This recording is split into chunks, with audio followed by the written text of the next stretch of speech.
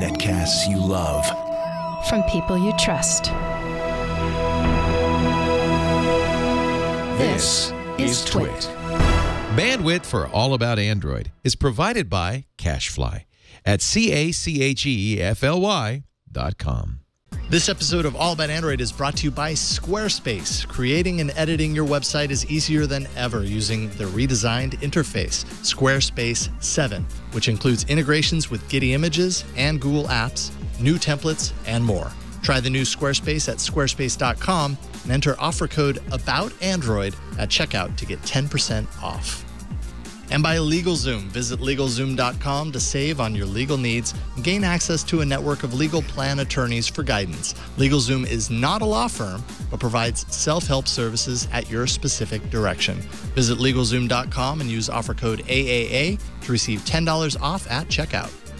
And by Hipchat Plus. Collaborate, save time, be more productive with your teams. Hipchat Plus is IM, video chat, plus file, code, and screen sharing all in one place. Invite your team members and get a free 30-day trial of Hipchat Plus at hipchat.com/allaboutandroid.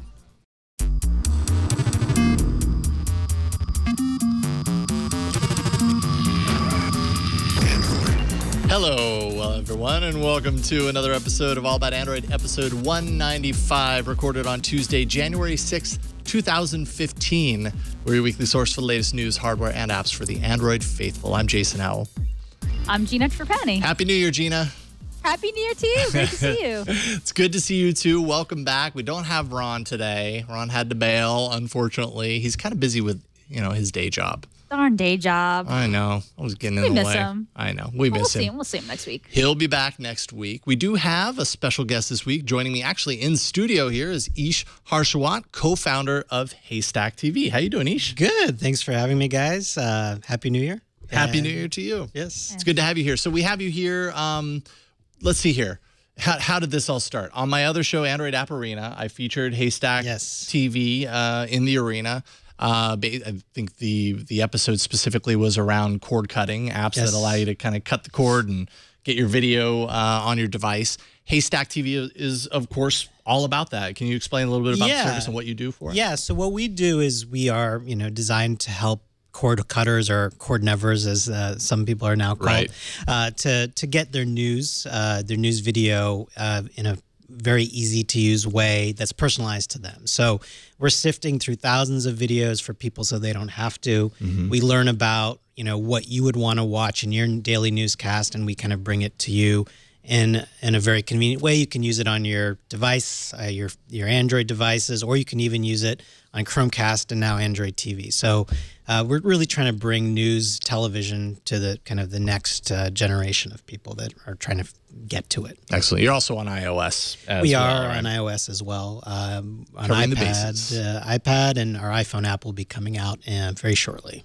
Right on. And you do most of the Android development for the team? That's right. Or yeah. You share it with somebody else? We share. We have a couple people on Android now. I'm kind of the early lead developer, but we've recently brought on another developer, Howell, who's working diligently on new features. So, yeah, we're very pro Android. We were actually, I believe, Android first app. So we're very happy with the ecosystem. Right on. Excellent. Very cool. We're going to talk all about Haystack and kind of have a little bit of a discussion later on the show around kind of the unique aspects of developing for Android TV. We haven't actually had somebody on the show yet who's developed for Android TV specifically, and you were kind of a launch partner with Android TV. Yeah, so we're really lucky to have been picked. The kind of story is, we launched Haystack very early with support for Chromecast. We were one of the very early apps to support Chromecast, and we saw really good success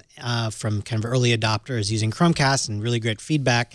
And we approached Google, and we'd seen at the last Google I/O that Android TV was coming out, and we were just very fortunate to get to work with them on this kind of launch, and they've been awesome. I mean, Google developer support has been amazing in helping us figure out how to use the SDK and get up to speed. And to be honest with you, it was really easy to develop for Android TV after having developed for Android already. So It actually only took us about 2 or 3 weeks from not having written a line of code on Android TV to actually getting something there and done and ready to go. So excellent. I would definitely encourage other developers to check it out. It's a really good platform. They've done a great job making it easy for developers. And as we're going to find out here, as we kind of go through all of the Consumer Electronics Show stuff, they're also making it easy and enticing for hardware manufacturers to get on board, because there's a lot of support suddenly out of nowhere. We wondered if we were going to see it,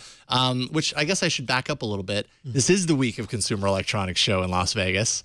And being as such, there isn't a whole lot of news that doesn't have anything to do with CES. Almost everything that we have in today's show is CES related. So we're going to be talking a lot about hardware, a lot of the hardware that's announced in Las Vegas this week. That's Android, that's running Android phones, tablets, wearables. We're going to be talking about, Android TV, of course, and the TVs that are supporting that. There's a bunch of Android Auto news that we can talk about as well. Finally, some head units coming with Android Auto sometime this year, and a whole lot more. We don't need to really run the bumpers this week, I think, because we're all over the map here. Although, you know what? Oh, okay, this first block is hardware, so I'm just going to throw an audible. Let's do some hardware talk, Bryan. It's the week of CES. Now here's the best. As soon as I threw this, I was like, wait a minute. That's why we run the Android news bumper, because we get Bryan talking over it. The audience was going wild. I know. Back here. I'm happy you jumped in there. You did that. Yes. Yeah, me too. Thank you, Bryan, for saving us. 2 seconds where we didn't think it was going to happen, and then you jumped right in, Bryan. I liked it. I was like, should I do the same voice for this? I don't know. Yeah, it's kind of your voice. Okay. Even though that was a little bit more chill room than old timey. Yeah. Well, you got to go with the music with it too. You got to match it. All right. So this first block, we're going to talk all about kind of more or less the hardware that you're used to hearing about on the show for the most part: phones, tablets, wearables, and just kind of lumped them all together. And we kind of see what stands out a little bit. Obviously, some of these are just kind of low mid-range devices, but they're all relevant, and they're all from companies that we're used to seeing a lot of interesting stuff from. Starting with Samsung, who really hasn't had a lot of news to share at CES. I'm sure if you were there, you'd see a lot of interesting things. We're going to talk a little bit more about Samsung a little bit later in the show. But as far as phones, tablets, wearables, I think the big news coming out of CES revolves around their A5 and A3 phones. And I think the big story here is that Samsung is really sticking close to its what appears to be its new design direction. For so long, they've been criticized by some, definitely by my experience with some Samsung devices, based on its kind of plastic body design. Some people feel like that makes it more durable. Some people feel like it makes a premium product feel a little bit less premium. Well, they're doing a lot more with metal body devices. The A3 and A5 do have the metal designs, kind of a mix between metal and plastic in areas, but and they're low mid-range devices, right? So it really does seem like Samsung is kind of committing in some ways to this metal style, which personally I think is great. I think it kind of elevates the design language of their phone to a different level.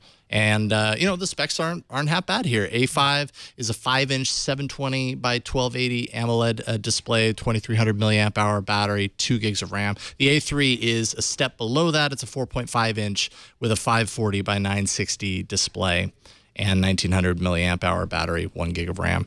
And I believe they're both quad-core processors, micro SD, and color options. Of course, black, gray, white, and gold. I like them. I think they look like nice devices, and knowing that they're low to mid-range devices, we're starting to see more style in that category, and I think that's a good thing. You don't have to pay more to get a stylish phone. Some of the lower and mid-range devices are kind of a little bit more stylish. Yeah, it's good. It's definitely good. Yeah, I'm amazed these days to see how many kind of varieties of phones on the Android ecosystem, which is, I think, one of the strengths of the Android ecosystem is you just get, everybody can find something that they're looking for. And there's no reason why mid-range phones can't be stylish as well. Yeah. Absolutely. Yeah, these are great looking phones. I mean, they're simple, they're elegant, they're available in several different sizes. I mean, these phones are awesome for someone who doesn't kind of do this for a living or isn't a total gadget freak. Like, these are fantastic. These are fantastic phones. Yeah. They are going to hit India and Asia. They're going to be priced pretty low. And I don't think there's any word yet as far as if they're going to expand outside of those markets. But it's a great way to go about it, I think. So curious to see if they do end up outside of there. And I'd love to review one. So we'll see what happens. All right, cool. Gina. Asus. Who never disappoints, by the way, ever. Oasis. I don't know. Tomato. Yeah, I don't know. Either way, I flip-flop on it all the time. Zenfone 2 is official. This is a 5.5-inch phone, 1920 by 1080 pixel screen, volume rocker on the back like the LG G3. Interesting. This is a 2.3 gigahertz Intel Atom, a Z3580 processor, first phone with 4 gigabytes of RAM, 13 megapixel rear-facing camera, 5 megapixel front-facing camera, quick charging capability. It's a plastic body that our friend Ron Amadio says feels kind of cheap. It'll be $199 in March. The Zenfone Zoom was also announced. This is a 13 megapixel camera with 3 times optical zoom, laser autofocus, OIS, image stabilization, same size as the normal smartphone, and that'll be available Q2 2014 for $399. So the Zenfone 2 and the Zenfone Zoom. Zoom for the shutterbugs amongst us. Yeah, both look all right. Although the control, and I know I'm going to get flamed for this a little bit, but the controls on the back. How do we feel about that? My experience with I think it was the G2. I haven't had a whole lot of experience with the G3. Was that I don't know.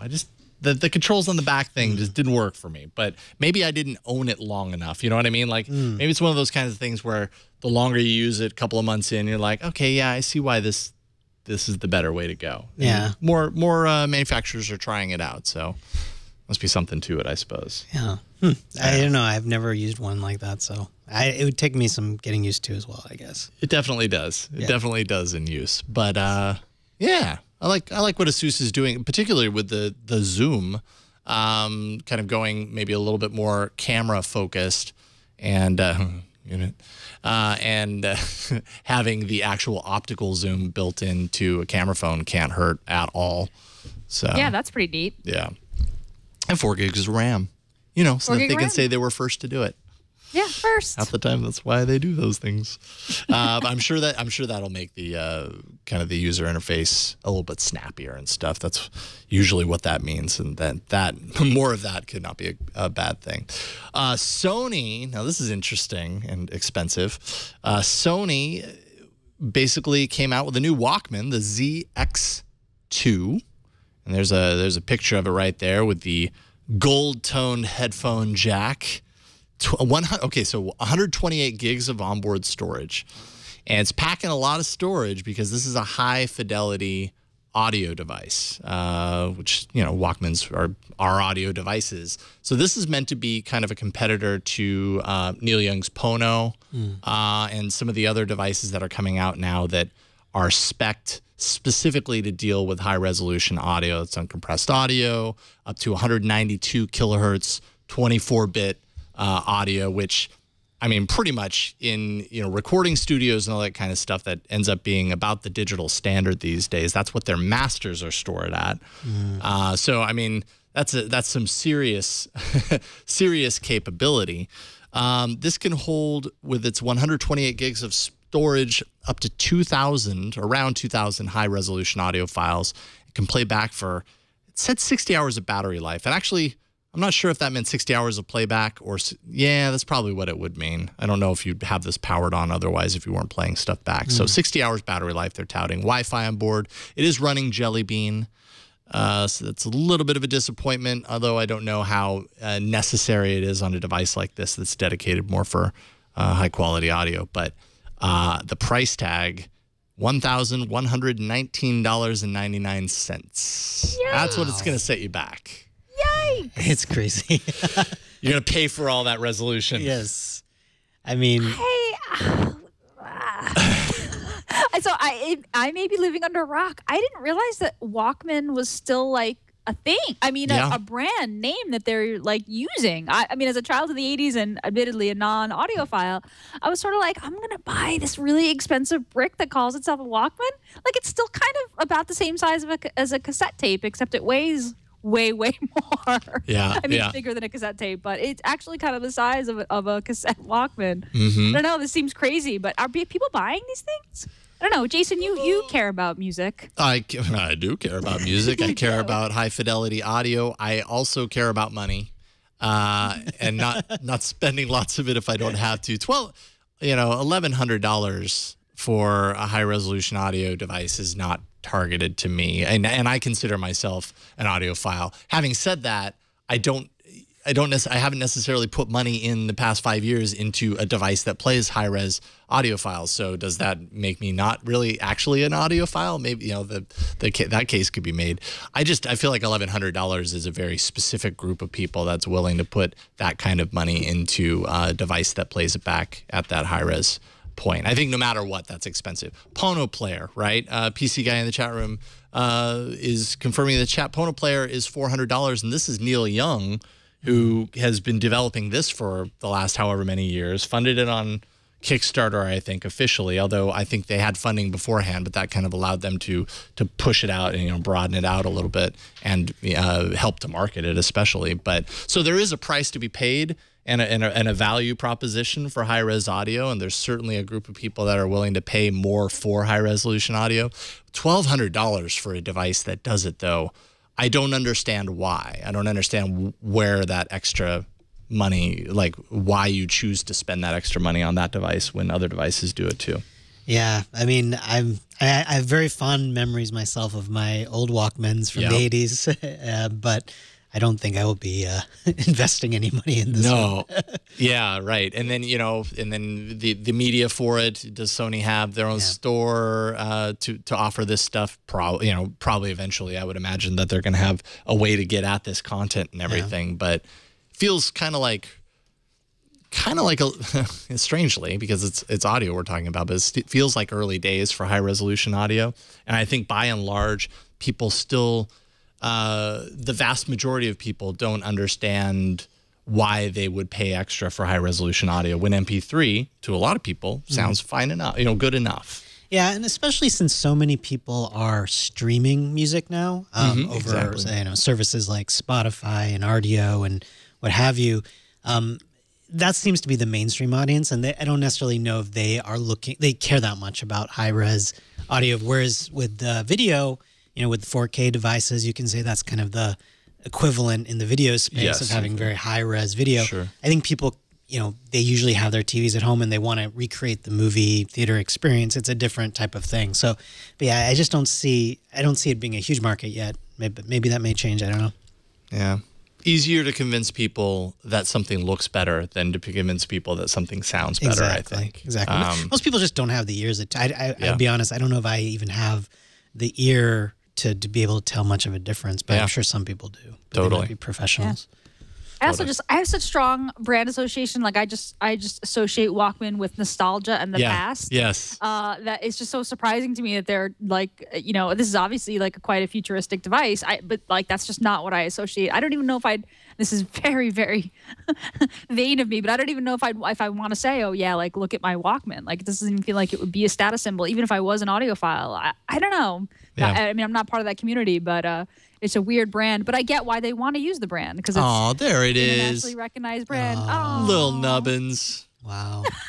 I remember those. That was awesome. Yeah. That was a good time. Phil Collins. Was it No Jacket Required? Okay, wow, this is dating me. First headphone Walkman experience I ever had was, we were way on a trip and somebody had one of those Walkmans with the Phil Collins No Jacket Required. Wow. And I remember at night they let me borrow it for the night. And when I went to bed, I put on those, the puffy little headphones with the wire trim things, that sit on top of your ears. Terrible headphones, yeah. I'm not even saying I'm a Phil Collins fan because I've never really been a huge fan of Phil Collins, but it was a magical experience. Yes, There we go. The little puffy headphones. Oh, yes, I remember. I I actually like me some Phil Collins myself. So he's got some good songs. Yeah. I'm not saying he's produces only bad music, but I wouldn't say that I was a huge fan. Yeah, but got it. that album was all right. Yeah, and definitely it was great to hear it in my ears in that way for the first time. I think my first cassette tape on a Walkman was probably Michael Jackson. Okay, that's a good first. Yeah, that's a good one. Mine was Cyndi Lauper. She's so unusual. So we're all of the, well, I guess it is Walkman we're talking about here. They were all born of the same era. Yes. So Yes, we were. all right, there we go. Yes, there's definite brand association here, and that, to answer your question from earlier, Gina, is exactly why Sony still does Walkman, because there's enough people that associate some really good memories, and it started a revolution of sorts in that regard, or at least popularized it. So. There you go. Yeah, Genesis, Robert Bigelow, good Yeah, call I mean, there. arguably, the Walkman went to the iPod, which led to the what led to iPhone. I mean, the reason why we're doing this show is because the Walkman happened, right? Completely. There you go. It all goes back to the Walkman. Exactly. What about LG, Gina? Well, speaking of the future, I don't know. Is the future curved? Yeah. Maybe. It seems like it. The LG G Flex 2 was announced. This is a 5.5-inch screen. This is down from the too big, air quote, 6-inch screen, with a 23-degree curved arc. This has got a Snapdragon 810 processor, 1080p OLED display. This I like. The self-healing case that recovers from scratches. Very, very cool. 3,000 milliamp battery, 3GB RAM, 1632 gig storage, depending on which one you get, 13 megapixel rear-facing camera, laser autofocus, running Lollipop. And this will be available in Korea at the end of the month and worldwide availability to follow. It's funny, one of my coworkers were at lunch the other day and he was reading his phone. He was clearly reading about CES and he kind of looked at me. He uses an iPhone. He looked at me and said, Gina, why are there curved phones? Why? Can you just tell me why? And I said, I don't know, because you can, because it's prettier, because, you need something to sort of distinguish yourself in a market. And he was like, okay. So, I don't know. This is actually a cool, I think it's a kind of a cool phone. The self-healing case, I want to see that thing. I watched the video. I think this is The Verge. Yep. And I actually didn't see it get a scratch and then sort of heal over. But that curve, that back is bendable, and the whole phone actually bends a little bit by design. And I kind of like that idea. The curve leaves me cold, but the self-healing back I will take in a heartbeat. I think, one of the things that happens is the demise to cell phones is the drop. When it drops and it lands face first on the ground and it shatters, the curve definitely protects the screen from that. So there's that aspect. So true. Good point. That's a compelling proposition. It'll never land flat on the glass unless it lands on a rock that happens to be taller than the surface of the earth, or whatever it happens to land on. So at least there's that. Rock, yeah. And it's a style thing. More and more, we've talked about this on the show in the past. More and more devices are not only your companion for getting things done, but it's kind of a style thing. You have them in your hands so much that how they look is an important factor in what device you get. A lot of people would argue that, but I think deep down it's true. Yeah, definitely. So there's that. And there's one more bit of LG news. Audi snuck a teaser of an upcoming LG Wear watch with a 3-button design. We've never seen this before. Android Central did some digging and confirmed it to be running a customized version of Android Wear tailored for Audi.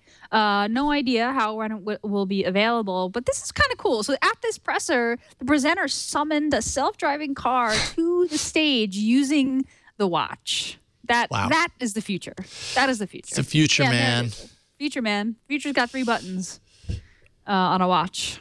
There you go. What puzzles me about this, though, is wasn't Android Wear supposed to be non-customizable, or isn't that what Google? Yeah, that's actually a really good point. I hadn't thought about that. I don't know. I mean, maybe you're Audi. Yeah, I mean, I don't know. Right.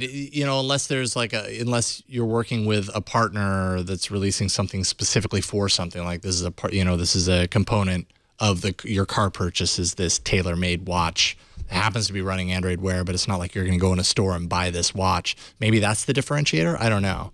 But yeah, I mean, I remember Google specifically said Android Wear, we want to keep it kind of the OS the same. So if so, then I would guess this would be the first time that we've seen a customized Android Wear software. Yeah. I mean, from a developer's perspective, I hope that Google keeps it kind of clean in terms of how the different devices work and the different operating systems work. Because as a developer, the more variations you have, the more fragmentation, it becomes difficult. So they want to kind of keep things clean from a developer and apps perspective. Definitely makes sense. It's a nice looking watch, though. Yeah, I thought.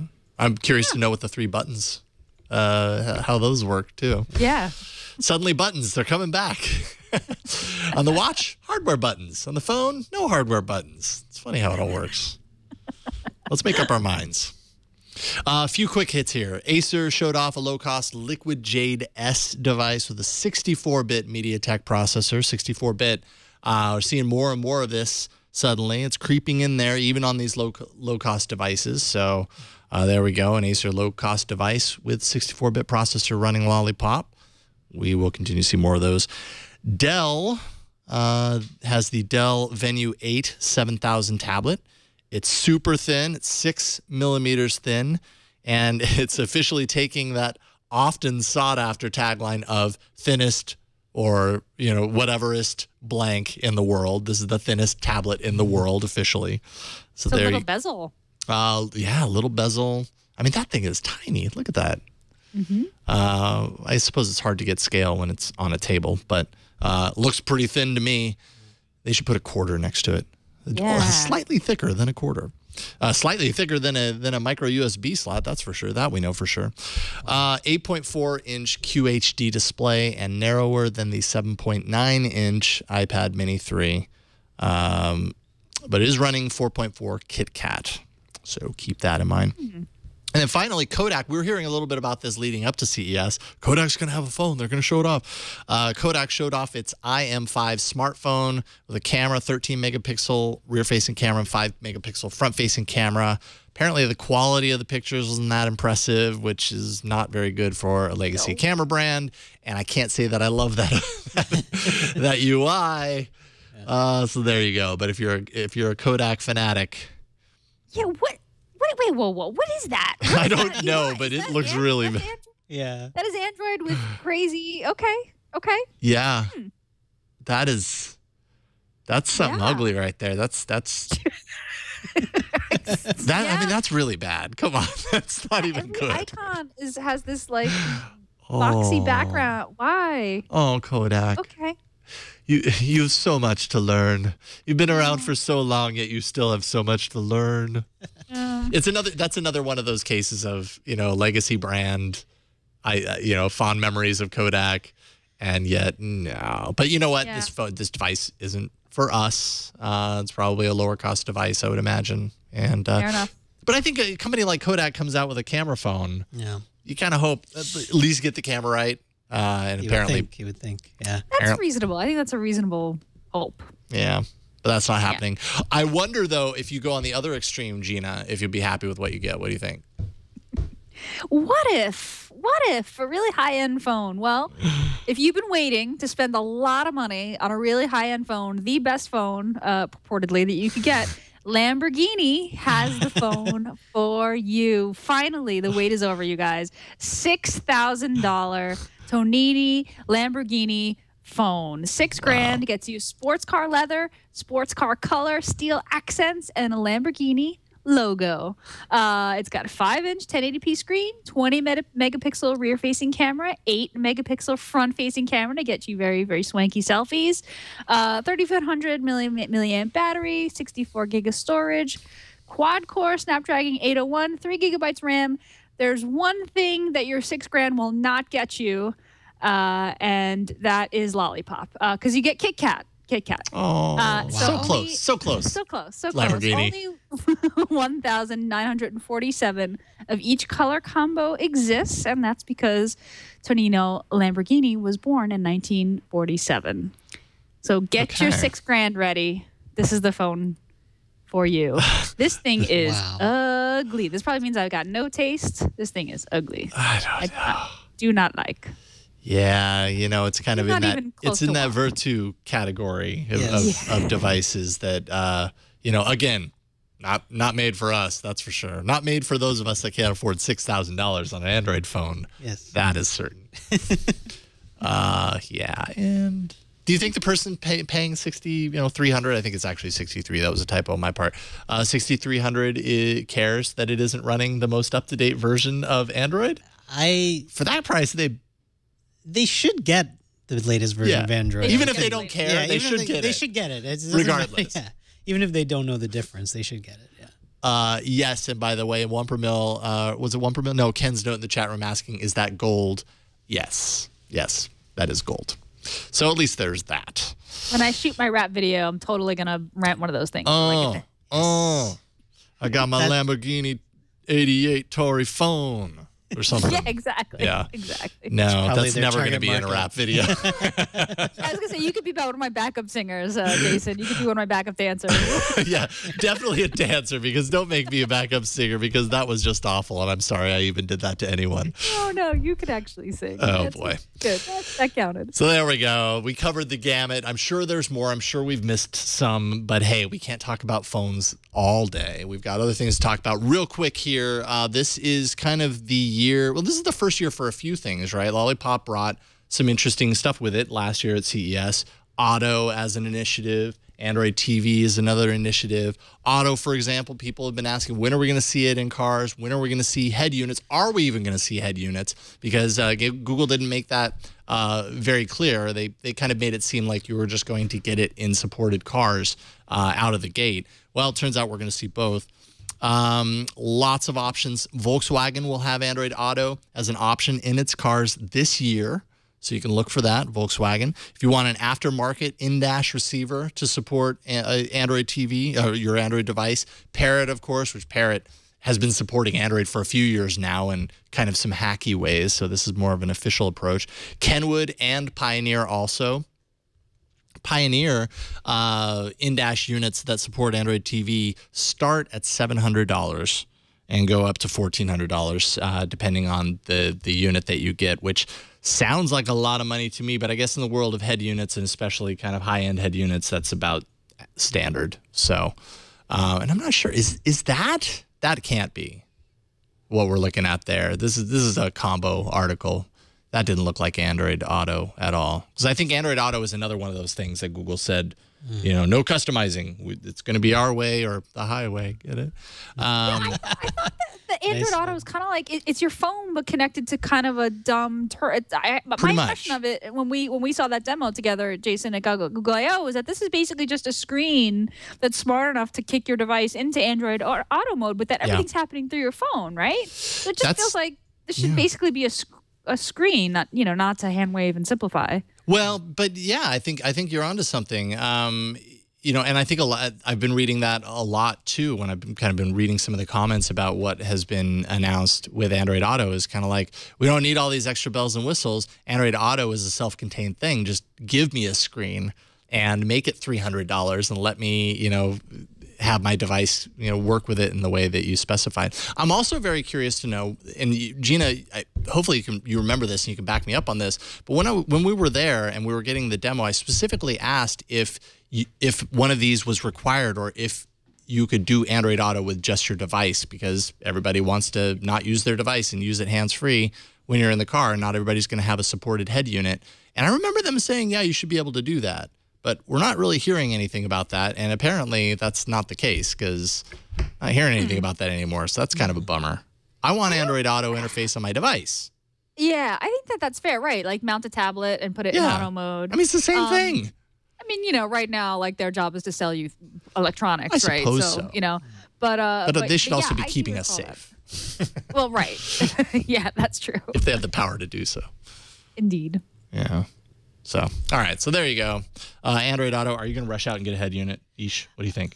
Well, I will say that I've been waiting for the day when you can actually just take your phone into your car and use apps in your car the way you use them on your phone. I just feel like it feels like this is something that should have been there 2 or 3 years ago. For me, because I upgrade my phone every 2 years, every 3 years. I probably upgrade my car every 8 years or something like that, or every decade. So it just makes sense that I always want the latest and greatest in terms of what I have available on my phone, in my car, and be able to use it. So I will probably try to see if I can get one of these. Because I use my phone for everything in the car, This isn't Google's first attempt in the car. Remember, they had, what was it called? Car Home, I think. 3 or 4 years ago, they had an app that was like a launcher for the car. It was okay. There were other ones that I thought were better, but so Google did that. That's kind of what I was hoping they would do with Android Auto too, which is like, yes, it can integrate with your head. You know, supported head units will bring the screen and make it bigger and make it all pretty and everything. But if all you have is, I mean, a Nexus 6, for example, is a pretty darn large screen, large enough to do all, you know, the things, and we're using it that way anyways when we put it into a mount. It's too bad that we can't also just launch right into it on our device. Maybe someday. Something to look forward to. Hopefully, Google, do that. All right, let's thank our first sponsor of today's episode. Super excited to have Squarespace on board because I am a Squarespace user, have been for years. Squarespace.com. And Squarespace recently launched their latest version of the platform, Squarespace 7, and it's pretty fantastic. It's a completely redesigned interface. It makes it easier to create your own professional website or online portfolio. My site is running on Squarespace, yellowgoldmusic.com. In fact, it was running on Squarespace 6, and I went in and did kind of the upgrade to Squarespace 7 on the site, so it changed a little bit of the stuff, which is, I mean, some of the changes that they made with Squarespace 7 are actually perfect. They have all these beautiful templates that are pre-made that you can go in and tweak and everything, and they actually have some templates that are tailor-made for different creative endeavors, professions, whatever. So they have a few that are tailored for musicians that are looking to create a site to offer up their music. And that's exactly what I switched from. I switched from one of their other templates that I made to work in that regard to one of their templates that is designed to work in that regard. And, you know, it just kind of simplified a few things and just made it easy. And I was, you know, I wasn't surprised at how easy it was to switch because being a user of Squarespace for, I think, 4 years now, I've gotten used to the fact that they make this whole process of setting up your own website about as easy as can be. And the new changes that they've made to the on-screen editors and all that kind of stuff is just even more intuitive when you go through and go through designing your site. It's live editing, one screen. You make those changes, and it's super clear, simple, intuitive. They take mobile, you know, to heart here. They've got portfolio, note, metric, and blog mobile apps that you can make, you know, the changes that you need to from anywhere. And actually on Android, you now have the Note and blog apps, which are great for updating your blog on the fly. There's Google Docs integration with all the Google Docs, which I'm a Google Docs user through and through, so that's pretty handy for me. And, you know, I was talking about the templates. There's 14 new designs, so that gives you a total of 30 to choose from. That's just a starting point. That's a launch pad to, you know, start there and then tweak it to your heart's content and make it your own. They also have cover pages, which is pretty cool. 10 templates there. You can add these to, you know, your existing Squarespace site or just have it as a landing page. It's basically a page for your own personal brand, your personal identity. If you want to promote a new product, you can make a cover page, and it makes it just dead simple for someone to land, get what they need, and you know, learn more about what you got. You also have access to Getty images for just $10 each. You can pick from thousands of professional Getty images and use them on your site, which gives you practically an unlimited supply of images to enrich your site. Developer platform used by some of the world's top digital agencies. If you're a developer, you can customize your site exactly how you want. And you'll have access to the same coding platform Squarespace uses for its own site. So if you like what they're doing with their site, hey, you could do it too if you wanted to. E-commerce, of course, available for all subscription plan levels. So you can make money off your site using Squarespace. And social media is built in. It's, you know, you can link your Squarespace site to all your social media accounts, and it's offered on the site like it is on my site down there at the bottom. You know, you just put it in one place. And then as you use these different templates and everything, it pops those, you know, in different places based on the template you're using. Yeah, kind of hard to see with the lower third there, but and it just kind of makes it all a very dynamic experience. There's so much to take a look at with Squarespace, yet it's so easy to use. Really, really cool stuff. it's inexpensive. So here's the deal. It starts at just $8 a month, and Squarespace takes care of the hosting so you don't have to. Plus, you get a free domain name if you sign up for a year, and you get help 24 hours a day, 7 days a week. Squarespace makes it easy with chat and email support. Here's what you can do if you want to take a look at this for yourself. You can start a free 2-week trial, no credit card required. You can start building your website. When you decide to sign up for Squarespace, make sure to use the offer code ABOUTAndroid, and you'll get 10% off.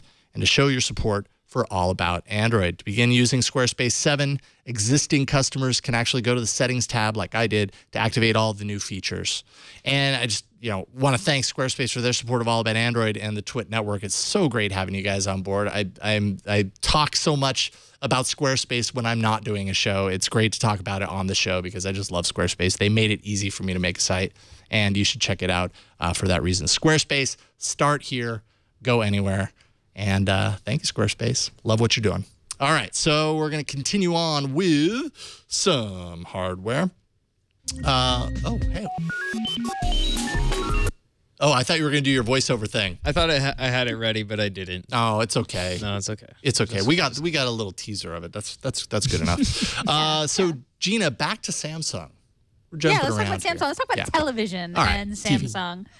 So Tizen hasn't been making a big splash on Samsung's phones yet, but its TVs are all powered by Tizen as their smart TV OS operating system going forward. Also running Tizen will be Samsung's smartwatches and appliances, which will allow them to all talk to one another. So we're not seeing a lot of Tizen on smartphones, but it looks like Samsung is sinking their claws in. They're committed to Tizen is their sort of Internet of Things operating system at this moment. So interesting. It'll be interesting to see if Tizen overtakes Android. Yeah, if they're going to refocus it. Tablets. Yeah. Right. Yeah. Also going on in the world of Samsung, Milk Music, which is Samsung's music streaming service for Samsung devices, is expanding to support its smart TVs and the web. Beyond that, Milk VR was announced for owners of the Gear VR devices. Milk VR is essentially a content store for the VR headset with a content offering that's available to play instantly at lower quality or the highest quality, 4K by 2K, after it downloads to the device. Brands offering regular content for Milk VR include Mountain Dew, NBA, Red Bull, and Skybound Entertainment, with more to come. So that's interesting. Like a marketplace for VR content, which is essential when you've got a VR platform. I can't imagine there's a whole lot of VR content out there. Yeah, it's early days. Very early days. What do you think about VR? Do you think it's kind of the next plateau or entering into? I've had the opportunity to use an Oculus once. I think it's a pretty cool idea. I felt a little bit strange using it. I just don't feel like it's quite there yet. It's like your mind is moving places, but your body doesn't follow. So. Oh, interesting. Okay, that makes sense. But it'll be interesting to see if people can create new forms of content. I mean, there's been talk about, and we at Haystack TV, we do news video, and there's definitely been talk in the news world about using VR to create new ways of looking at news. Immersive news. Yeah, like you're in the war middle of the. Oh, yeah. Wow. You're in the war zone. Now, do you really want to be in the war zone? That's another question. Probably not. But it'll be interesting to see over the next few years how it takes off in terms of content. Yeah. Wow. That's interesting. Well, Red Bull's on board, so we know we're going to get a lot of extreme video. Yes. Actually, Mountain Dew's on board too, so we're going to get even more extreme. Yes. There'll be a lot of flying snowboards, I'm sure. Yeah, a lot of jumping out of airplanes and stuff like that. But cool, 4K by 2K. That sounds kind of like an impressive resolution. I mean, that's one thing that one very brief thing that I realized when using something like cardboard. And have you used cardboard? Not yet.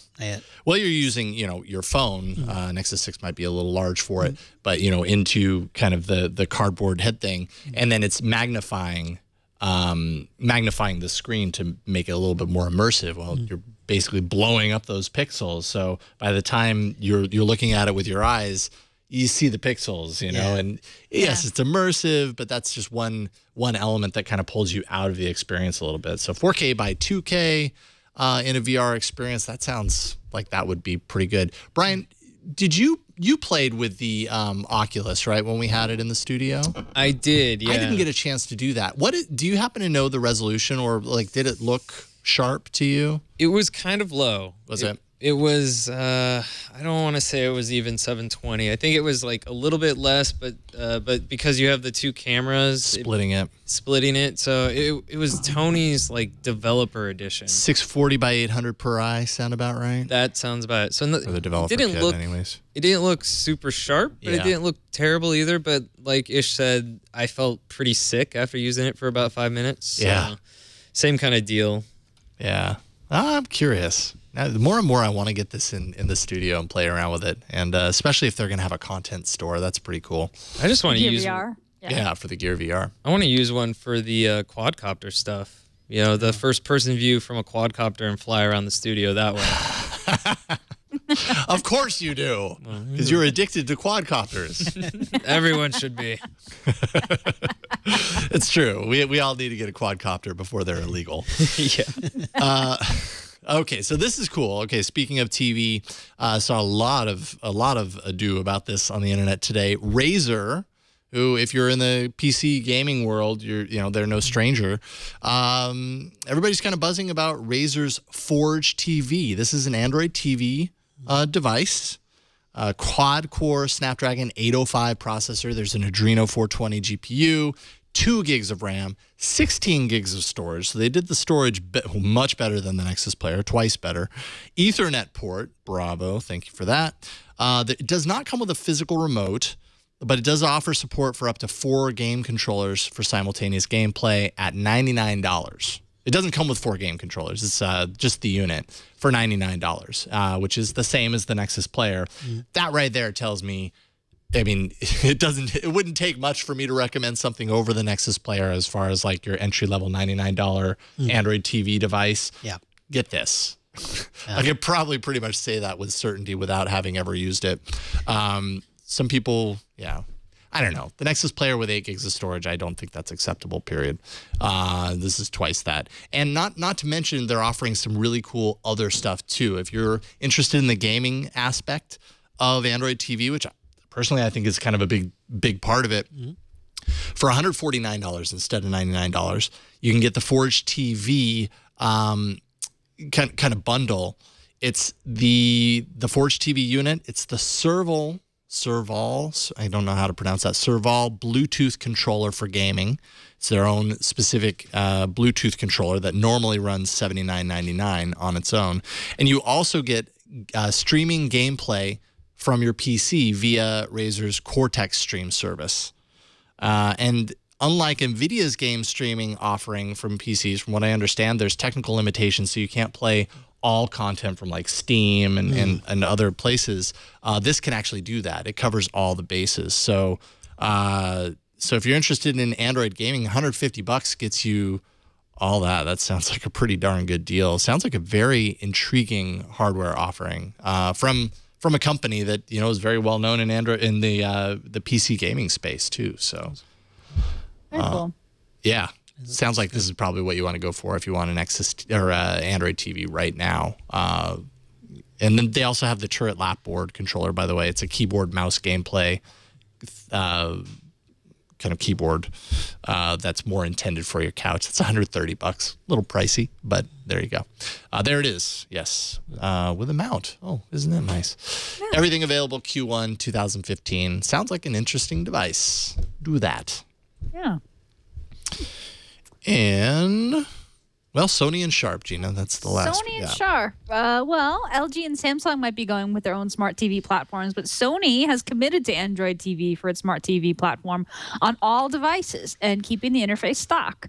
Sharp is releasing a limited number of TVs running Android TV as well on their ultra-high definition sets. Sets will indeed support gamepads too and have 16 gigabytes of onboard storage. So, it's a good feature for Android TV here.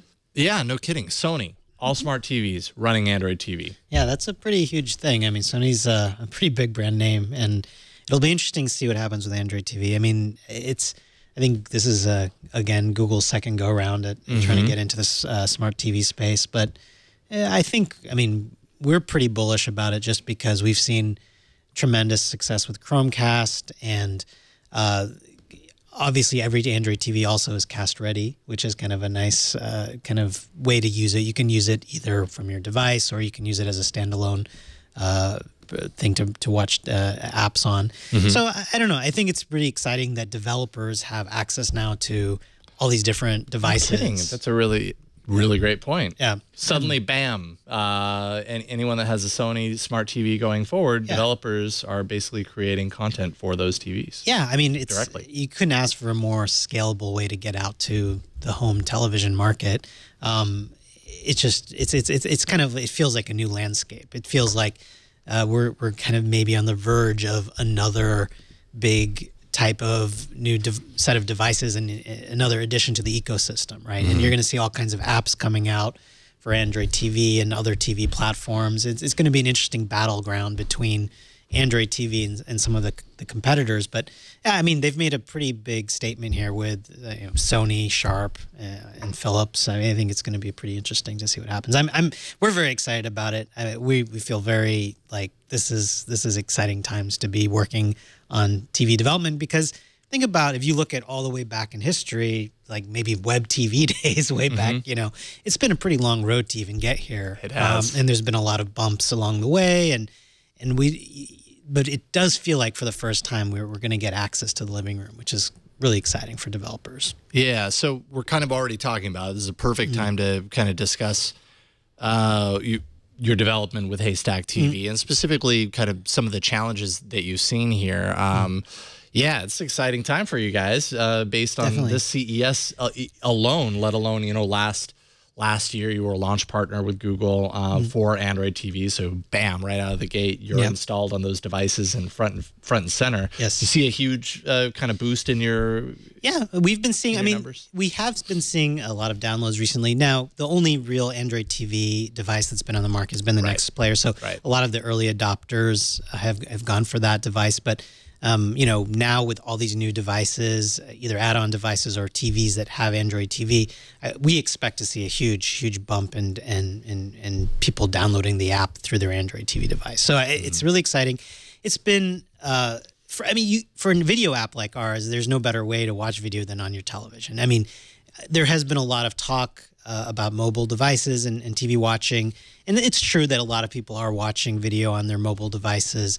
But I still believe that the television is the primary way that a lot of people are going to consume content, TV content or video content in long form sessions. And you want to be sitting on your couch, you want to be leaning back. But to date, there hasn't been a lot of good ways to access cord cutter type content. And this is just propelling kind of a new huge set of movements in the cord cutter space, if I call it, right? I mean, the other big announcement that happened was with Dish Network and the ability to watch ESPN now by subscribing directly to that. So you're just seeing all kinds of movements in this space. So it's a really exciting time to be part of that movement for us. Absolutely. And you said earlier you're Android first, and then you kind of open it up to iOS, I imagine, pretty recently, right? Yeah, I mean, we kind of launched not too far apart from each other in terms of our iPad app came out shortly after our Android app, and we'll be releasing iPhone soon as well. Our iPhone and iPad app also support Chromecast, by the way. So what's interesting about Chromecast versus Android TV is Chromecast can work across multiple platforms, and it kind of treats your television as sort of a dumb screen. And we've seen a lot of success with that. It's also been pretty easy to develop for as an add-on. If you have a video app or an audio app, it's pretty easy to add Chromecast. And then I think taking the next step forward would be going to Android TV and saying, okay, how do we build a TV-first experience? I think the main challenges from a development perspective in thinking about TV development is you don't have a touchscreen really, right? You're having to think about from a design perspective, okay, now people are navigating their content using some sort of handheld device. So they might be using a game controller, they might be using one of the remote controls out there. So you have to make your UI really easy to use for that kind of form factor. And so, I think all Android TV developers, ourselves included, really have to spend time thinking about, okay, you can't just take your existing Android app and just throw it on the TV. It's not going to look very good. But if you take some time to actually think about how a point-and-click interface would work, and also now with the microphone support on Android TV, being able to respond to voice search and things like that, I think it opens up a whole new way of thinking about interacting with an app. So it's an interesting challenge. It's been a fun challenge for us, and we're going to continue working on Android TV. And I would really encourage developers to look at it just because it's pretty easy. I mean, there's something called a lean back library that Android provides, Google provides for you. It's an add-on to, essentially Lollipop. And you can just start integrating with that. And it took us, like I said, 2 or 3 weeks to develop for the app with coming from our existing Android app that we have available for tablets and mobile phones. So, yeah, I mean, we're excited about it. We think this is going to be a big year, 2015, for smart TVs, whether it's Chromecast or Android TV. I think Google's learned its lessons from Google TV to Android TV at this point. We'll see. I mean, of course, we have to kind of wait and see. Right. But you have to give them credit for trying again. I mean, they don't give up. They don't give up. They do not give up. They do not give up. And I think persistence is important. And I think you kind of still you have to keep knocking on the doors because it's such a complex world. You have so many TV manufacturers. You have the cable operators. You have it's a complex ecosystem, and so. But I do think it takes a company like Google, to come in and say, okay, we're going to build this really great platform, and we're going to get all the content developers on board. We're going to make it super easy to just get tons and tons of content on your TV in a seamless way. And so I personally believe, I mean, having used a lot of different systems, I do think that Android TV is kind of the first really good attempt at this. But, we'll see. Good and open, and man, I feel really positive about it after seeing kind of how much CES has really kind of taken hold of it. To see a company like Sony come out and say, you know what, we're not going to do the whole smart TV thing that we've done, that other companies are doing, because no matter what, like I was home visiting my parents who live in Boise, Idaho, and I helped them buy a smart.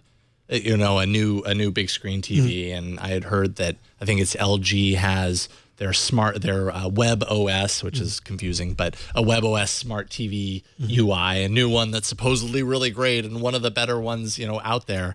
So I was like, okay, well, I did my research and was like, well, let's get this TV. And it doesn't matter how good people people say that they are. You really only know once you use it to know how intuitive it is and how much it makes sense using it. And is it the kind of thing that you're just going to want to throw your remote at the screen to do something as simple as change inputs or whatever? You know, that should be so easy, and suddenly it's not. To have Android TV running that smart TV environment, and to have a company like Sony say, you know what, we're all in on this. Yeah, this is our smart environment going forward. That's a big kind of raising of the success flag for Android TV at such an early stage, I feel like. Yeah, I think it's a huge endorsement. I really think that Google's done something right here. And I mean, I've been playing with Android TV now for a couple months since we've been developing for it. I think it's very easy to use. I think I've seen my dad use it, who's, older generation in his 60s. He uses a lot of other devices too, but it was fairly intuitive for him just watching him use it. It's a simple point-and-click interface. It will be interesting to see how TV manufacturers embed Android TV, how they use it, because to switch inputs and things like that. Right. That part is still a little bit unclear how it's all going to fit together. It'll be, and how live TV is going to how live TV is going to come in, because we've only been exposed to it so far through the set-top boxes. Right. But it'll be fascinating to see if they do a good job with it. I'm hoping they will. Yeah. Kind of touching a little bit on Google TV, a little bit related. Actually, earlier today, Google took to Google Plus to their community, their Google TV community, to basically say support for Google TV now officially over. It's Android TV all in. If you have apps and services that were built on Google TV prior, they're still going to continue to work, but there's no ongoing support from here on out. So Google's basically sent Google TV officially to the graveyard and is all in on Android TV. And based on the news that we've seen in the last couple of days from CES, you can understand why. Yeah. They're like, you know what, already this is a huge success compared to what they did prior with Google TV. That kind of support signals a better success. And you guys are certainly in a great position to. Yeah. I mean, we couldn't ask for anything better. I mean, our whole goal is to make it super easy for people to turn on the news and sort of just start watching the latest headline news that's important to them. And I think that just being in the living room is just huge for us. I think that I think it's a big opportunity for other developers to get on board too, because it's an early platform. It's pretty easy to do, like I've mentioned a couple of times. And, you know, there's going to be people now with these brand new TVs, and they're going to be looking for apps to download and try out. And it's integrated with Google Play. And so if you already have a Google Play listing, it's not that much more work to adapt yourself to the TV format. It takes a little bit of work, but it can be done. So it's exciting. And we're really, I mean, super happy to be one of the early partners, obviously. We also got in Times Square because of this. Oh, no, really? Yeah. Oh, so awesome. I was there with my co-founder in December during the holidays, and there was this huge, massive billboard that Google had taken out in Times Square. I think it's the biggest billboard in the Western Hemisphere. And I think one thing that's great about Google is they do give opportunities to small startups like us, and that was a huge thing that they were able to kind of put us up there on that billboard, and it was quite a treat for my co-founder and I, who have been kind of working with the rest of our team on this for over a year now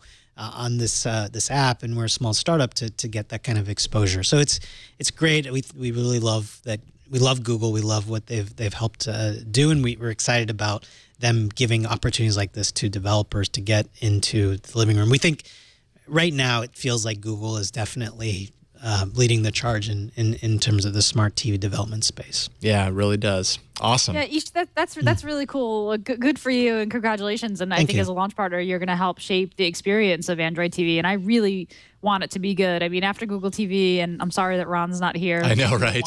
Wah with us about the Google TV news. But I want it to be really good. I'm curious. You said that you were Android first, and I'm curious to know, did the Chromecast or the Google Cast protocol have to do with that decision, or was it something else? I'm curious, because it's so rare, really, for a company to go Android first. Yeah, it is interesting. So here's kind of the history and the story here. My co-founder and I we cut our cords. We were looking for ways to watch the news, and there just wasn't a lot of good options. Right now, the state of the art is you have to go to a lot of different websites to watch videos, and it was a tough job. And we didn't want to have to pay a high cable subscription bill for that. So we did an early experiment actually on Reddit, and the Reddit community has been great in supporting us in the Chromecast channel and the subreddit. And we basically put up a really simple, dirty web app that allowed you to watch news on your Chromecast. It was like really, really early days of Chromecast. And people really liked it, and they had really positive things. That led us, exactly what you're saying, that led us to say, well, where are a lot of Chromecast users? Probably on Android, because it's the Google ecosystem. And that kind of led us to kind of try out Android, because we wanted to get on Chromecast, and we felt like being in the living room on television was such an important part of what we're trying to do. And it's been great. It was a great decision. I think we've been very happy with, Google Play, and we've been very happy with the traction that we've gotten through Chromecast. We're seeing people. It's very encouraging. We see stories from users that are basically using Haystack TV morning and night to kind of catch up on the news. So some people basically turn it on first thing in the morning. They watch it for half an hour as they're eating their breakfast or work, brushing their teeth or what have you, getting ready for work. And then in the evening, people come back home and they might want to watch 30 minutes to an hour of television, and they don't want to have to think about what to watch. They just want it to come to them. And that's kind of what we build, is a lean back experience, which is what Chromecast and Android TV is very well suited for. You just want to sit on your couch. You want to have video fed to you in a palatable way. And we use personalization algorithms and a lot of fancy footwork on the back end to try to make it a really good newscast for you. So we've been encouraged. We've been getting a lot of good reviews on Google Play around Chromecast, and now we're starting to get some Android TV usage. So yeah, I think it's just going to be really fascinating to see how developers take advantage of this new screen. I mean, I guess this is considered the fourth screen now, right? Is the television. You have your tablet, you have your mobile, you have your watch, and now you have your television. So this is all you got to, as a developer, you got to be thinking about all those things. Yeah. Well, I'm pretty sure you're the first company that I've ever heard of that started on Chromecast and wound up on iOS and Android TV. So good for you. That's a great story. That's awesome. Thank you. Thank you. And great work. Obviously, a big fan of what you guys are doing with Haystack. And yeah, it just sounds like you guys are right place, right time right now. So thank you. That's pretty fantastic. Yeah, we're really proud of where we are. Thanks for talking a little bit about that, because I think that's a very unique perspective. And we have a lot of people who love kind of the inside scoop on how developers, get in there early. And like you said, Android TV is a platform that is very early days right now. Even though it's not Google's first stab at the living room, it seems right now like it's a pretty successful approach. And for developers, that means a big opportunity to get in early, get visibility early, and that just raises your profile. Yeah. And hey, who knows? Maybe you'll make a little bit of money off of it too. So there you go. Let's see. Yeah, exactly. So good stuff there. Want to quickly take a little break here. Thank our other sponsor, another sponsor of this week's episode. That is LegalZoom. What is your New Year's resolution, your top resolution? If you're like me, and man, I'm always trying to do this with my life. I'm trying to get my life organized. Where do you begin with this stuff? A great place to start is protecting your family. A great way to take control of your family's future is making a will or living trust. This is something that I did, I don't know, it must have been 3 or 4 years ago with LegalZoom. Well before, actually, I think even before I worked at Twit. LegalZoom can help. They helped me. They can help you. There's no easier way to make sure your family is legally taken care of. Getting your life organized also means taking control of your financial affairs. So if you're thinking of starting a business or you have one already, LegalZoom can help you form your business and provide the support that you need to run it successfully. For more than 10 years, LegalZoom has helped millions of people get the personalized attention that they need. And if you'd like more help, they can connect you with an independent attorney in more states. But they are not a law firm. That's important to know. They are going to facilitate all this information and help you take care of these things. I'm telling you, the whole process when my wife and I were putting together our will for then our only daughter, now we have 2, so we have to tweak things. But I mean, it was a super easy process. And a couple of days later, we got a package with the entire will in it. And we just kind of took that thing and stashed it away in a safe place. And we know we have it taken care of. In the in a bad situation, we have it. At least it's taken care of. Doing your will, by the way, very interesting, unique process. Makes you think about life a little bit differently. But that's for another day. LegalZoom makes the process of actually doing it very, very easy. Don't let another year pass before getting your life organized. For legal help you can count on for your family or small business. All you need to do is go to LegalZoom.com. Use the offer code AAA to receive $10 off at checkout. Protect your family, protect your future at LegalZoom.com. And we thank LegalZoom for their support of All About Android and the Twit Network. All right, few quick things before we get ourselves into the arena. This is kind of touches on a little bit on what we were talking about before the last break, Gina.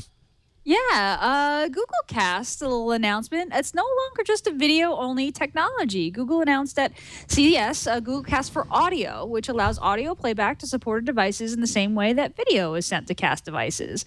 That means speakers, soundbars, AV receivers by Sony, LG, and Denon will be first to party. Denon, thank you. I think. At least that's what I've always said, but yeah, I don't know that for sure. We'll be the first to party with the supported hardware that Cast capability built in. So Cast, of course, is a protocol, not just a little device, and so supporting audio as well as video.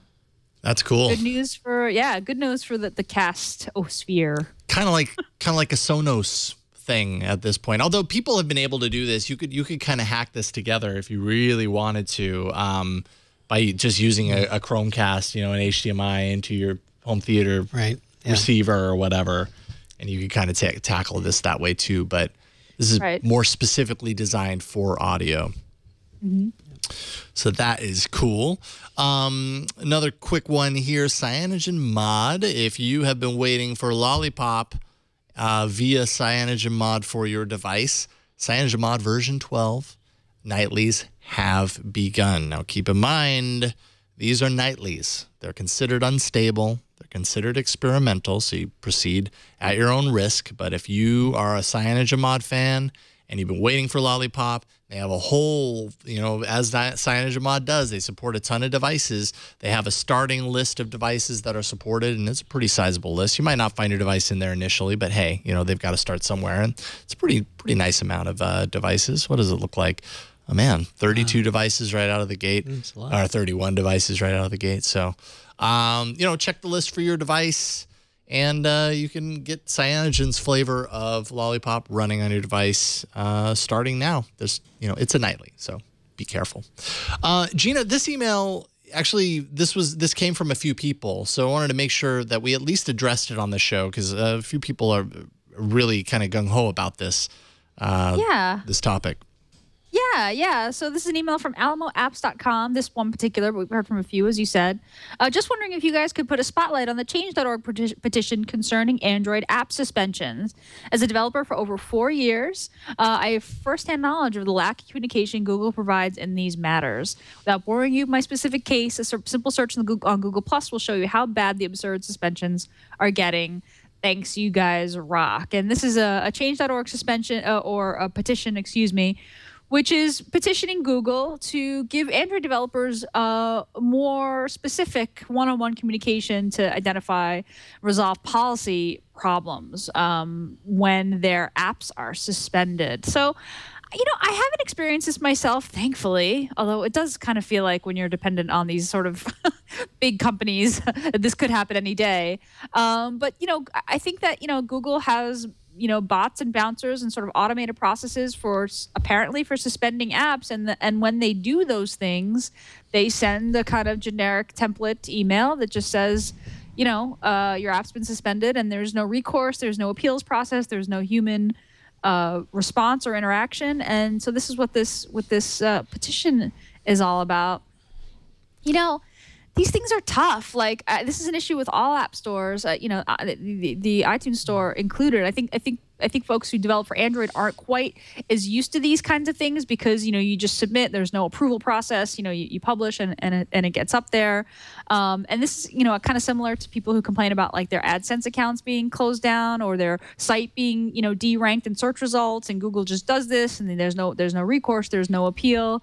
This is a tough position to be in, especially if you make your living making Android apps.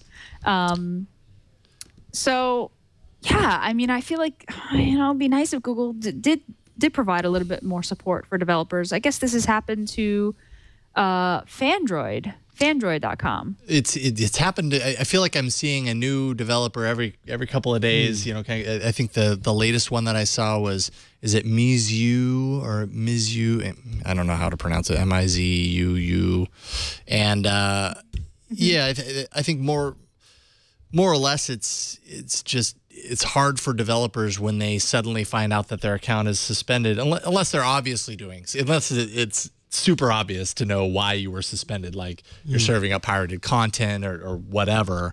But some developers feel like they're not given much information, if any at all, why suddenly their livelihood, their app that they create, that they make money on for a living in many cases, suddenly is removed, and in some cases they end up having to start over, and that erases their install count, which kind of lowers the visibility and trustworthiness and all those reviews and everything. So it's a sticky situation. The petition itself is calling for, people to be put, on Google's payroll to actually physically kind of monitor and manage this. I don't know if that position already exists. I'd be surprised if there wasn't at least a couple of physical bodies there to kind of help address these kinds of things. But if it's completely automated by robots, I can kind of understand why. And I think the bigger question there is that developer receiving the information that they need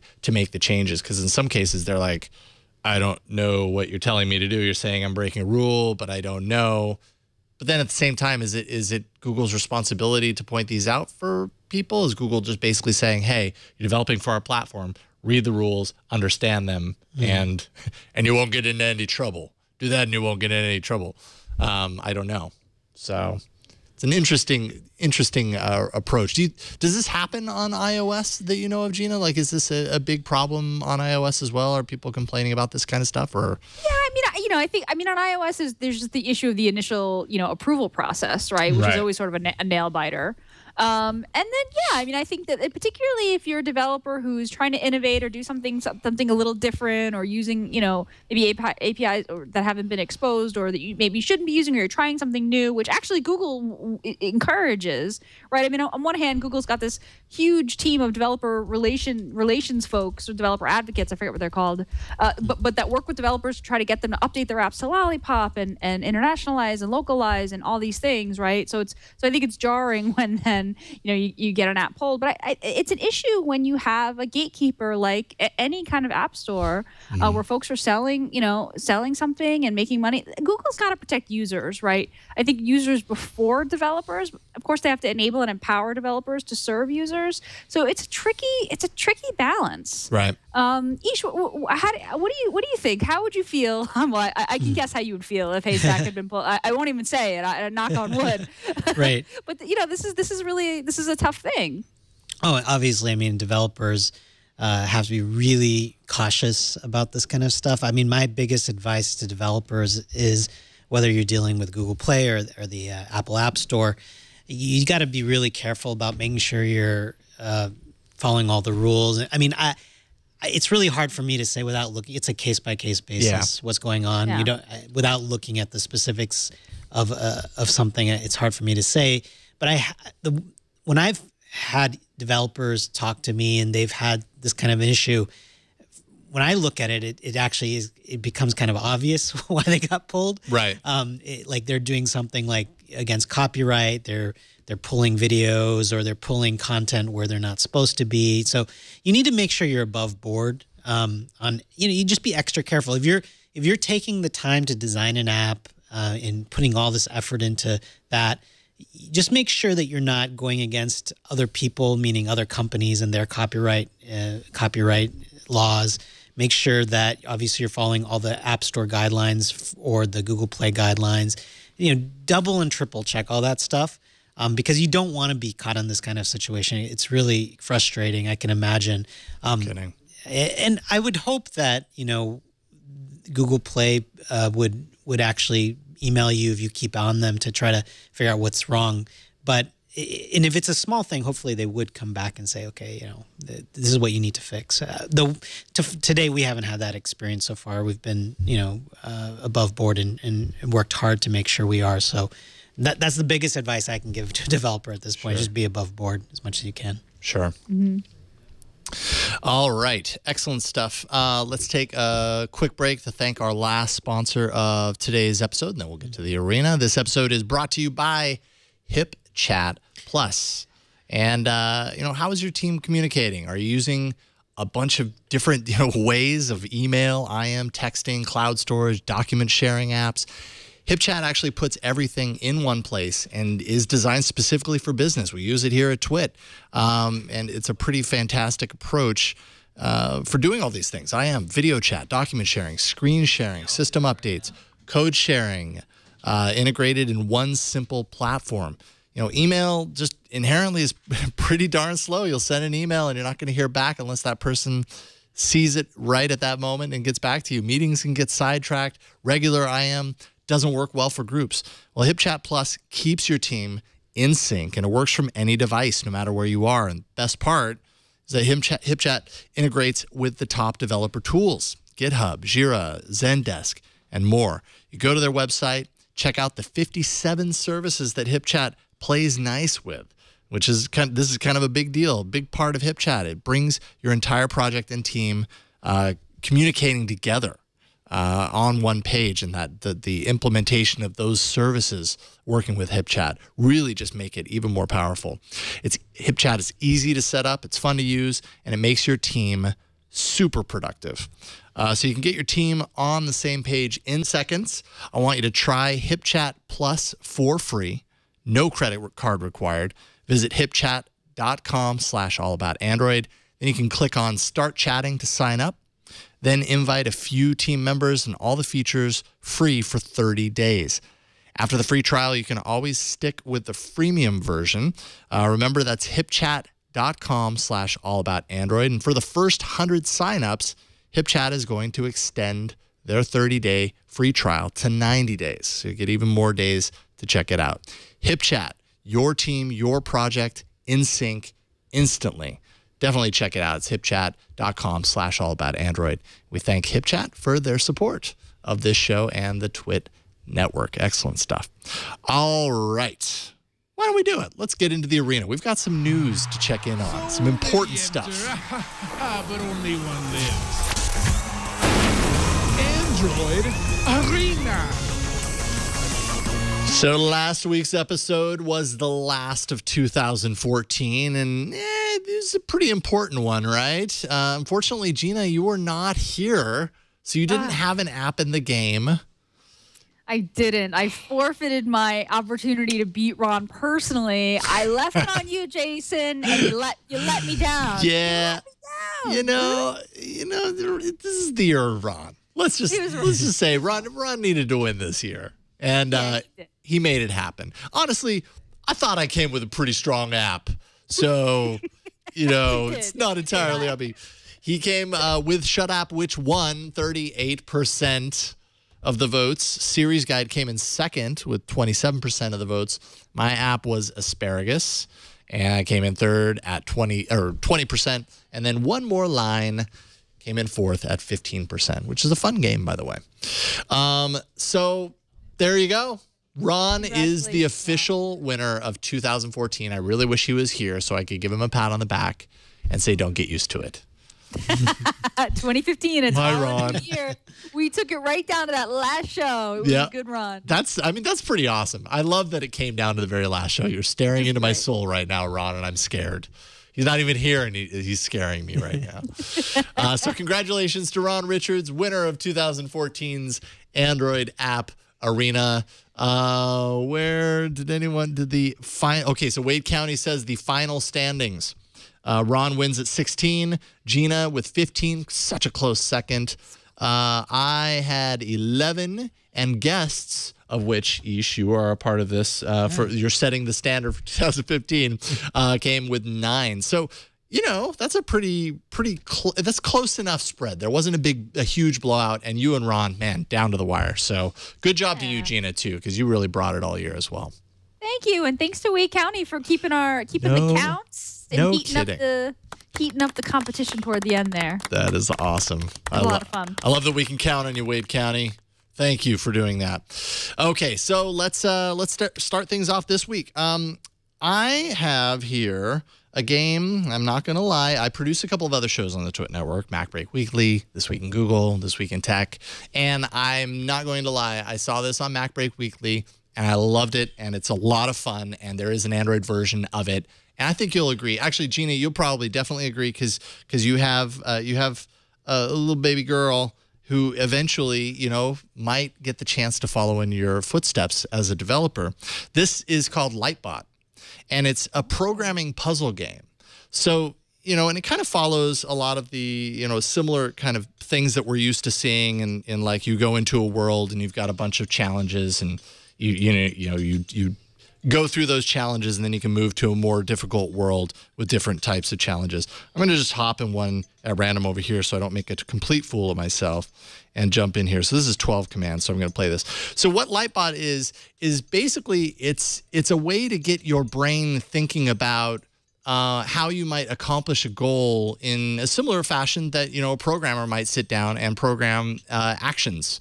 Now, I'm not a programmer, so I can't speak the language, but I can understand the approach here and kind of what it all is trying to do. This is your little guy, and you want him or her to light up any box that is dark blue. And essentially, you have to do that with all of them. You have a certain amount of turns in which to do this. So in order, and all of these do different things. This makes me jump. So I'm going to jump as my first command. I'm going to turn to the left. I'm going to go forward, jump, light the box, turn to the left, go forward, forward, turn to the right, jump, go forward, light the box. Now I'm going to hit play and see if those commands actually do what they should. And this is, admittedly, this is on the easier level. So of course, I was able to do it and I accomplished it. It gets a little bit more challenging as you go along. For example, we'll go into the next round of levels here. And you start to get into this area where you can program a sidebar of commands, which probably has a name. It says proc1, process 1, maybe. Anyways, so you don't have enough spaces in here to complete these actions. So you can use this second bucket to kind of, program side actions. So I'll do this, turn, forward. Oh, man, I'm getting lost here already. Forward, forward. I'm going to go down here and maybe program this to be turn, forward, forward, and then I'm going to go up. Oh, no. Oh, yeah, okay, so P. So that's going to send it down there. That's done. It's going to go up there. I'm going to turn, forward, forward, light. No, that's not enough. Oh, so I have to go down here and I have to turn, take that away, light. Is this going to work? What do you think? I hope it does. And then it'll go down there. And then it will. Okay, excellent. So yay, I did that. And it keeps on introducing kind of new elements that ultimately you're not necessarily sitting down, obviously, and programming, but these are concepts that I imagine as a programmer, are very useful. Procedures, loops, conditionals. And all you're trying to do is move this robot from one point to the other and light up the boxes along the way. And I don't know, it's good for kids. Like they say, this is probably good for 8 years old and up. Yeah. And it's just a good way to expose kids to, kind of gamifying some of these things that might be, to some people, kind of boring and dry otherwise.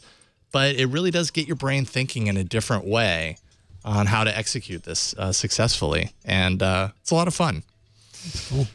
So neat. Yeah, it's called very cool. Lightbot Programming Puzzles, and it is $2.59 in the Google Play Store. And yeah, check it out. Good for kids, good for adults. It's a lot of fun for everybody. And as you can see in the screenshots there, it gets a lot more complicated as we go along. So there we go. All right, Ish.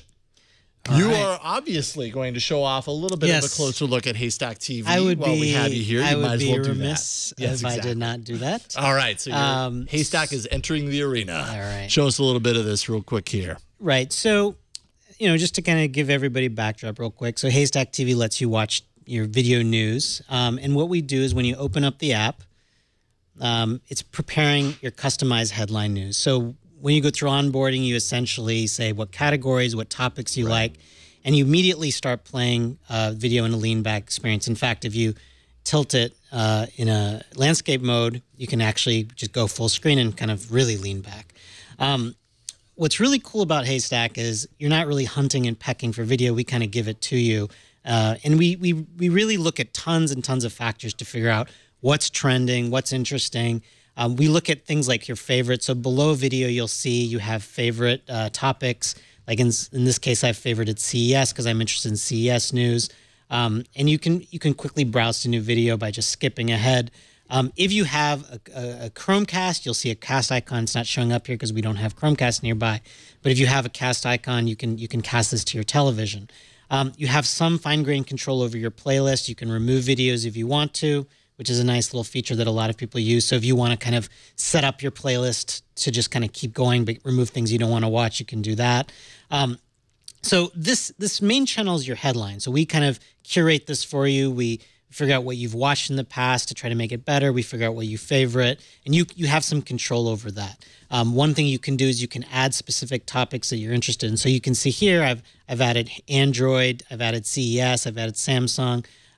You can add, so if you're interested in politics, you want to find out more stuff about Obama, you can go ahead and add Obama, and then you'll get more videos about Obama. So you have that kind of fine-grained control if you need it. The other cool thing is, say you're interested, you're kind of sick of watching certain types of news, you want to switch to something else, you can go in and channel surf. So here I'm going into business and finance because I want to get the latest up-to-date news on what's happened today in the markets. And you can go ahead and do that. You get video from CNN Money, The Street, and lots of different publishers. We support, hundreds of different publishers, and we're adding more all the time. In fact, we support Twit. We actually saw an arena video of Haystack TV on Haystack, and that's essentially how we found out about it. So awesome. it's kind of like, wait a minute, it's sort of like Inception or something. Yeah, no kidding. It's like a weird. Our algorithm works too well. It's like, whoa, this is kind of crazy. Yeah. We make an attempt to give you lots and lots of video that is really recent and trending and interesting. We're using signals, everything from what's happening on Twitter, what's trending on Twitter, to what's trending on YouTube and different social networks to try to curate this for you. So that's kind of a bit of an overview. Oh, we also have a movie trailers channel that we just added. That one. That was cool because it's not just movie trailers. It's also kind of like behind the scenes footage. And exactly. Stuff. Oh, and a little feature that we're just starting to experiment with is location. So a lot of people have asked for local news from their local location. So you can see here, if you go into settings, you can actually choose your location. We support 4 metros right now: Boston, New York, San Francisco, LA. We're going to be adding more over time. So it's kind of a beta feature, but you might see, if you use Haystack TV, live in one of those regions, you'll start to see some local TV news, which is a nice way to get your national, your local, and also your kind of interest news, like your tech news. So that's kind of an overview. That's awesome. Great for cord cutters, cord shavers looking for updated, current news. Exactly. News content. Yeah. And of course, we support Android TV as well. Yep. So the app is a little bit different on there, but it has a lot of the same content and same channels. So. Right on. Excellent. Great work. Yeah. Haystack TV News. You can check that out for free. And there it is. And you even have the Android App Arena video as your landing page video. That's awesome. I appreciate that. Thank you. Happy that worked for you. And then Gina, this is a great game. I will show it off while you talk about it. Cool. So my pick is called Two Dots. Two Dots. You spell it the two, one word. And this is actually a new iteration of the game Dots, which has been wildly popular and around for a long time. Two Dots is basically the same concept, except they jazzed it up with some really cool music and some new boards. And it's a super, super simple, super, super addictive game. The objective is you connect the dots, just like Jason's doing, and you clear the board. And you can connect them horizontally and vertically, but not diagonally. And you can make squares, which you kind of want to do. If you can make a square, and that clears other dots of that same color on the board. So you see that purple square down there? Try to close the square actually. Like there. And then that clears the board. It's extreme. This is like the perfect, just addictive, mindless, fun kind of time pass game that is just, I can't stop playing. I was like, I really need an app for the arena. And then I was like, what time is it? And what happened? Like, because I played the original version of Dots for quite some time. And then finally I was like, I got to uninstall this. Two Dots is a really, really cool iteration of it. And they there you go. When you finish up a board, it's very satisfying. You can connect to Facebook and compare your scores to your friends. Of course, if you suffer from the disease my coworker mentioned today, where you have to get 3 stars for every level, you will stop having fun at one point, because the first few levels you can get 3 stars pretty easy, but after that you really have to keep trying. But it's just super, super fun, super addictive. If you connect to Facebook, which is completely optional, you can it will save your state across your devices. So there you go. You're walking through some of the tutorial here where it tells you that you can draw, you can make squares. So it's one of those nice apps, games that sort of teaches you and reveals itself kind of slowly over time. Yeah. You're killing this board, Jason. Yeah. Look at you clearing that. I have a feeling they're making it easy for me right now. Oh my God. You just like accomplishing so much. Look at this. This is amazing. It's kind of satisfying though when you. It feels good. Forget it. It's like a Zen garden. Subway stops. Yeah, like I've missed Subway stops because of this game. I've just been so into it. Yeah, you nailed that board. Woo! It's super fun. The sound effects are fantastic. Yeah, the little I love the people sound and effects. characters is fantastic. The levels get really cool looking and have all different kinds of themes and shapes, and it's just a lot of fun. It's free to download. There's in-app purchase. So if you fail at a board, you have a certain number of lives. If you fail at a board and you use all your lives, you can either purchase a life, and I think it's like 99 cents in-app purchase, or you have to wait 20 minutes. And this game is so addictive, like beware, you might buy a life. It's like that. Like you really just want to keep playing. But the game is absolutely playable and a lot of fun without spending any money, and just really well designed and just great. Especially for if you're like me and you take the subway or you just I sometimes some TV's going on in my house that I'm not really interested in. I can occupy myself with this for hours. So that's 2 dots. And it's free. Sweet. I love it. The sound. Nice I really job. like the sound. The Design sound of it, effects too. are cool.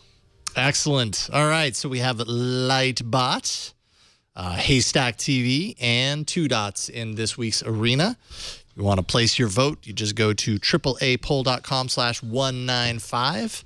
That's AAApoll.com/195.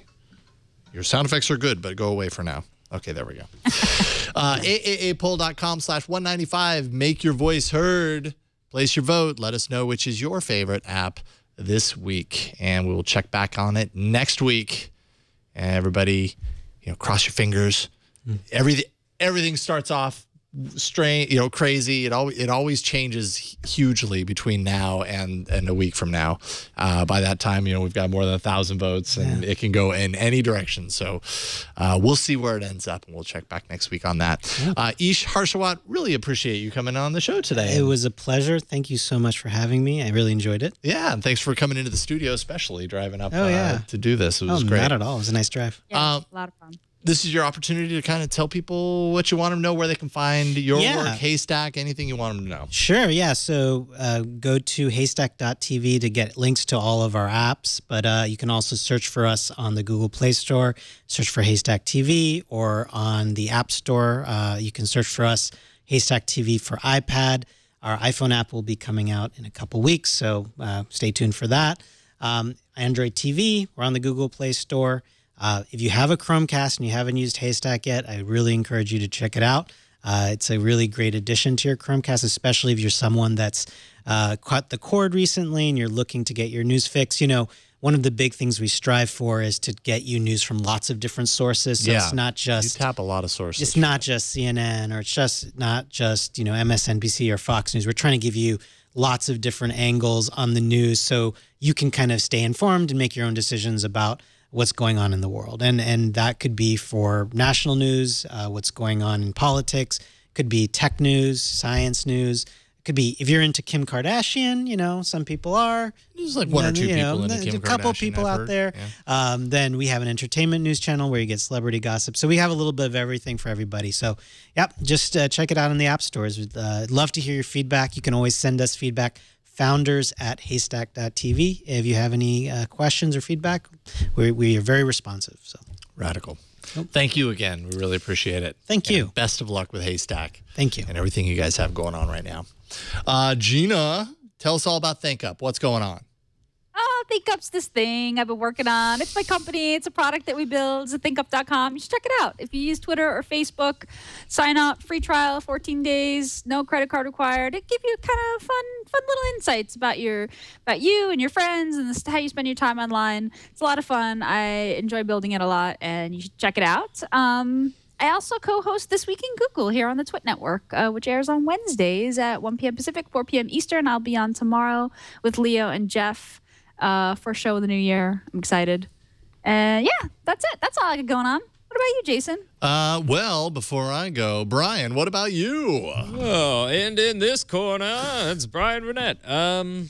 You know what? This week is a pre-record that me and Padre did for Know How, which you can check out at 11 o'clock on Thursdays. So he's at CES right now. Yeah, because he is crazy busy right now, and he won't be back until next week. So, if you want to learn about those little drones we were talking about, I think we're talking about those and some other cool topics. So, check it out. Check out Know How.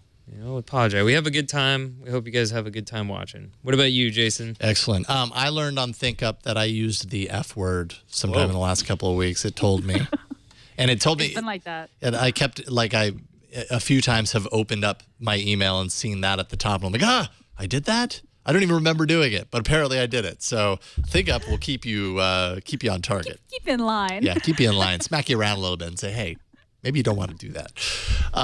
You can find me at about.me/Jason Howell. You can follow my musical exploits, yellowgoldmusic.com. That's the place, newly redesigned, although you'd have to search to find exactly, like the navigation moved from the left to the top and a few other things. But yeah, there you go. Thanks, Bryan.